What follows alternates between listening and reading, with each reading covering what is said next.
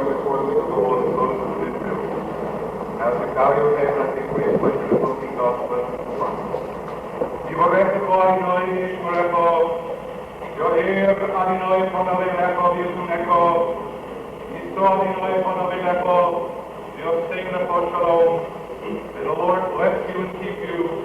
The Lord make his face to shine upon you and be gracious unto you. The Lord lift up his countenance upon you and grant you peace. May the Lord implant his spirit within you.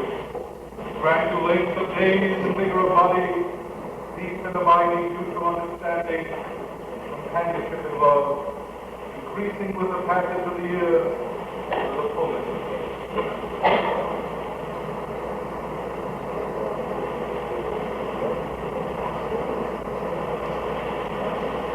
And now, at the conclusion of this marriage service, it is customary for the group to raise a glass, the Zeichel U'Qurban, symbolic recognition of the fact that even at the height of our personal joy and happiness, we are not unmindful nor forgetful of the tribulations that have made the historic fate of our people Israel throughout the centuries.